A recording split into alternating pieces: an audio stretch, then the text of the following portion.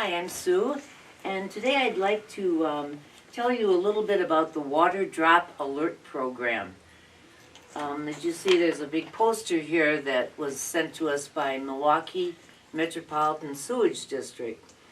And the gist of the program is that when we have large storms and heavy rains, our sewer water in Milwaukee overflows, even with the deep tunnel. This results in sewer waste discharged directly into Lake Michigan, which is one of the largest bodies of fresh water in the world. So the MMSD, or Milwaukee Metropolitan Sewage Commission, has developed a water drop alert program. You can sign up online or at our table outside of Lindsay Hall. And what it does is they will send you a text message when a water drop alert is issued. And if you don't text, please sign up, sign a water drop. I'm going to do that again. Okay. You can sign up online or at our table outside Lindsay Hall to receive a text message when a water drop alert is issued. And if you don't text, please sign a water drop at our table and take the pledge. We'll have a reminder card. What it will ask you to do is to try to use less water until the storm passes, and to pledge to do your best by holding off on washing dishes, doing laundry, taking a shorter shower or no shower or bath during heavy rainstorms.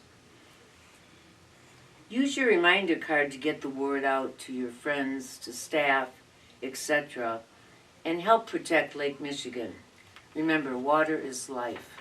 We invite you to our water drop table with any questions, or again to take a card and to put your name on a water drop. Thank you. Okay, so hi, I'm Marion Fraley, and I've been working on Earth Day with a lot of other folks around here. And I'm especially working on the 5 R's of sustainability, which is to say the 5 R's are refuse is the first one, reduce is the second, renew is the third, reuse is the third, and repurpose is the fourth, and the very last one is recycle. A lot of people think that the most important thing is, can you recycle it? But the later idea is to try to think about that hierarchy that I just mentioned in that order.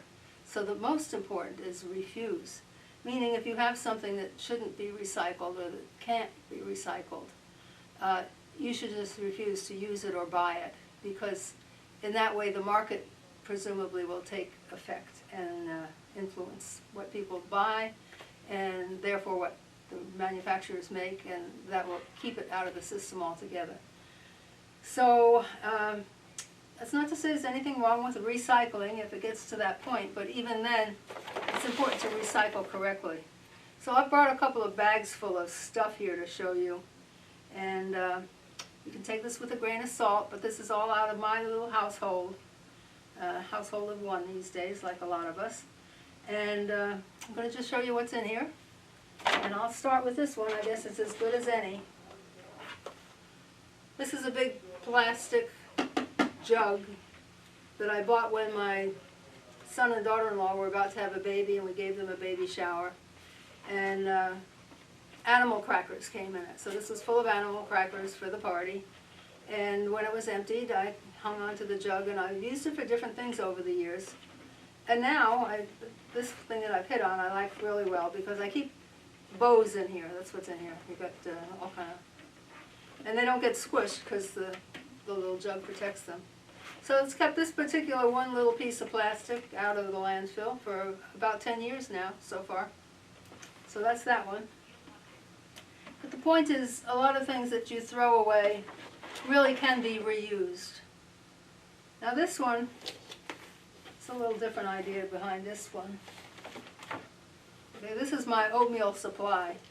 I buy it in bulk from Outpost stores, and this holds about, I guess, 5 pounds of oats they bag it in a big 5-pound bag. So this I actually, I don't know where that came from. I think maybe the dollar store. But anyway, I put it all in here when I get it, and then I transfer a little bit at a time into this jar, which I keep handy on my counter. And so that's the way I make my oatmeal in the morning. I find I eat more oatmeal when it's out and light and easy to handle. So that, this jar was a large peanut butter jar. I was saving these for quite a while from my office.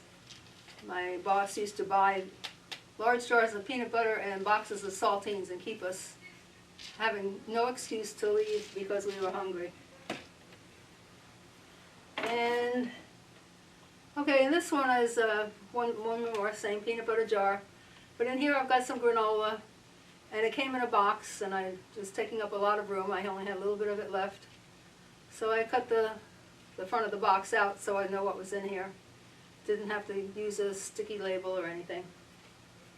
That's that one. What else? Oh, down here,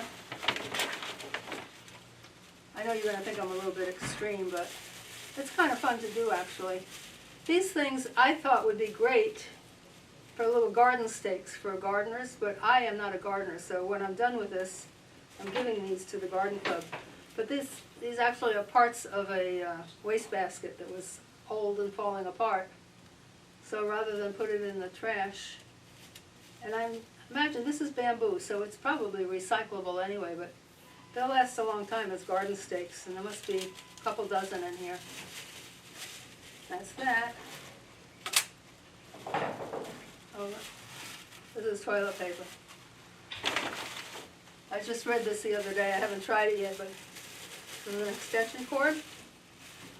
So it seems like a good idea to me, but I haven't tried it yet. But you just, when it's really empty, you can just put your your cord in there so it doesn't flop around and get tangled up with other things.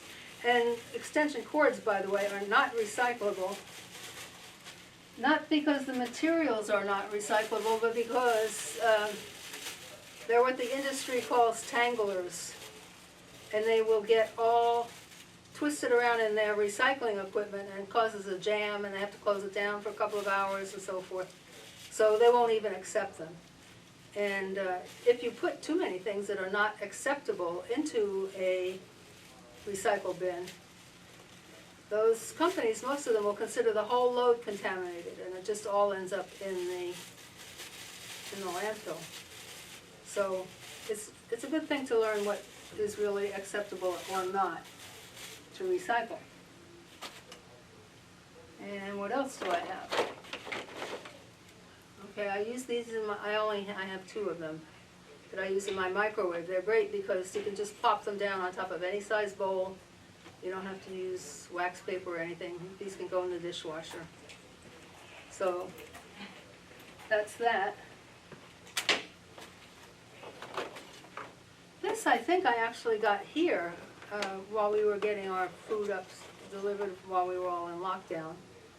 I saved it because I use it for my own leftovers, and you don't have to buy another one. So this is helping me refuse to buy new plastic, but I still am having the benefit of at least using this for as long as it lasts. And that's that.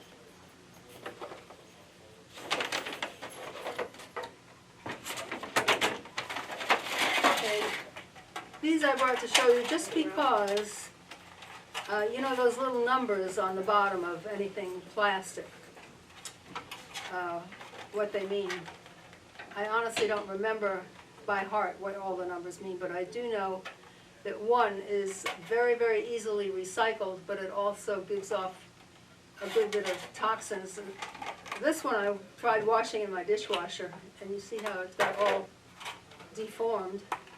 So I don't really use it anymore. It is on the way to be recycled, but I won't use it anymore. But these are great for leftovers. I like them because you can see what's in them. I don't know if you've ever had the experience of putting something in a bowl that you can't see through, and maybe you put some foil on top, and 6 months later it's gotten pushed way to the back of your refrigerator and it's turned kind of green.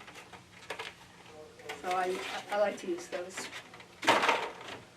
And this one is like the ones that we get from the dining room, usually with our desserts often come in these. These are number 6. And some recyclers will not accept number 6, but a lot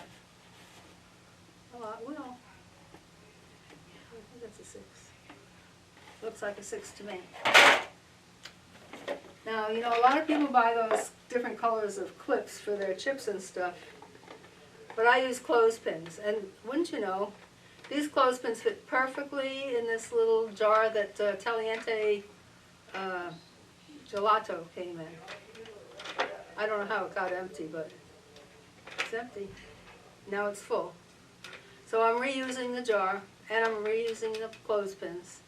And, you know, you can get 2 dozen clothespins for, I don't know, not much money. And they really do a great job on holding down the bag on a, you know, potato chips or your cereal or all that kind of stuff. Okay, I lost my keys. I'm recording. It's okay. You lost your keys. I've done it. Okay. I'm not sitting on them. Oh, okay, sorry about that. No, that's okay. He'll just cut it.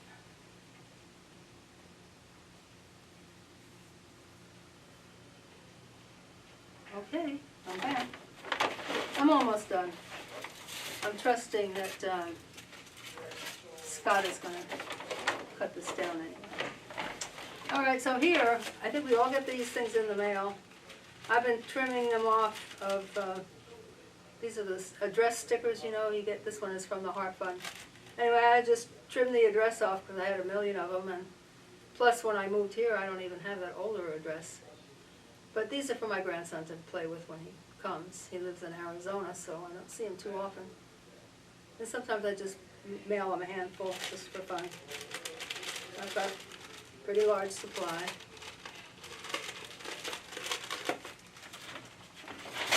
But it's kind of fun, I think, to just see what you can do. This was a really much larger jar of peanut butter than I need, but you can see it's empty, sort of empty. What I have in it is a different peanut butter jar that, you know, I usually buy when I buy peanut butter. And it's full of peanut butter right now because when I bought the big jar of peanut butter, of course there's a lot of peanut butter. So I transferred, like with the oats, a little bit at a time, into an empty regular peanut butter jar, as it turns out.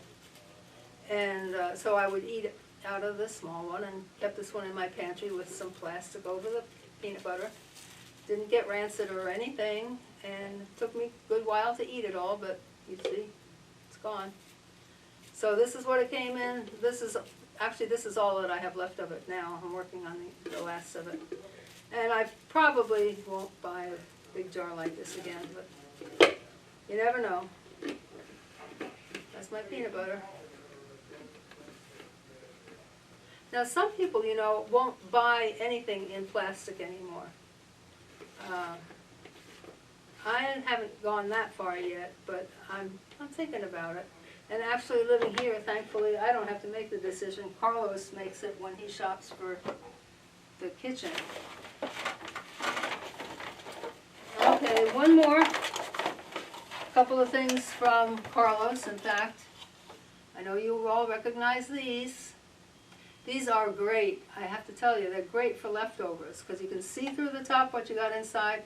This holds a whole quarter of a cup, and this holds 2 tablespoons. But great for leftovers. Don't have to buy anything. Use somebody else's plastic. I guess I'll show you this. I'm sure a lot of you know about this, but we got some raisins in here and they had gotten really dried out and hard. So you put just a little bit of, this has orange peel is what I use in this one, so you can use lemon. And the moisture from the orange kind of, it wakes up the raisins so they're soft again. I put them in my oatmeal. And, okay, two more things.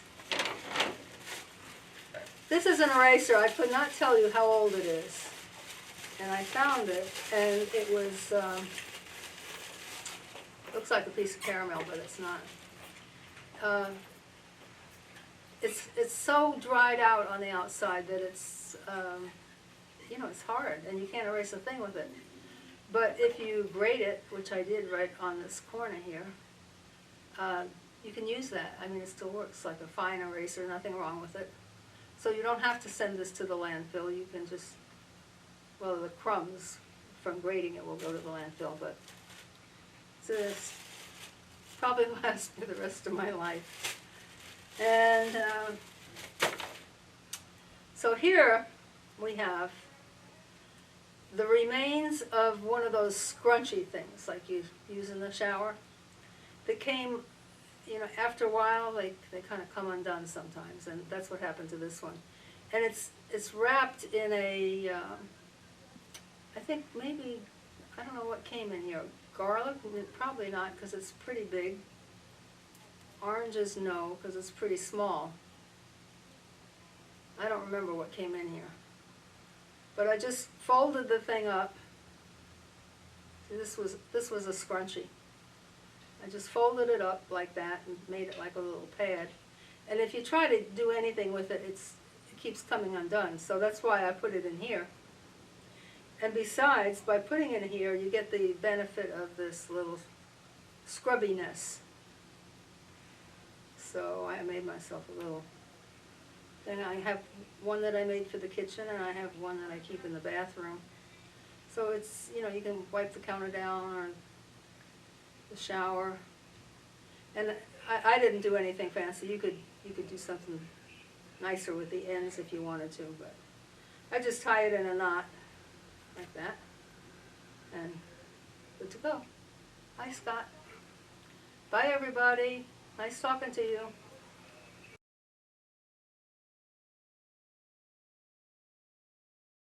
We're going on our Earth Day walk around around inside because it's cold today, unfortunately. Otherwise, we're going to see some nature. But you know, Thursday they're doing another walk at 11:30 with staff and residents. So that'll be a lot of fun. It'll be a much better day that day, I know. So, all right, we're going to go head over towards Tyler's office and knock and take down his door. I mean, see who's there. Well, I'm gonna leave my jacket here. I was gonna say, walk upstairs so I can drop it off. Okay, I want to leave it. You want me to hold on? I'm going to put No, my. I'll just put it in here. I'm going to put my water here. Not over here, Oh, over here. can you leave it on one of the chairs? Hello. Jump off. You want anything? I put some vegetables in. Come down over here. Put things over. Bicycle, okay. Got a meeting going on. We'll go down this way. Go down and see the Bradford Terrace.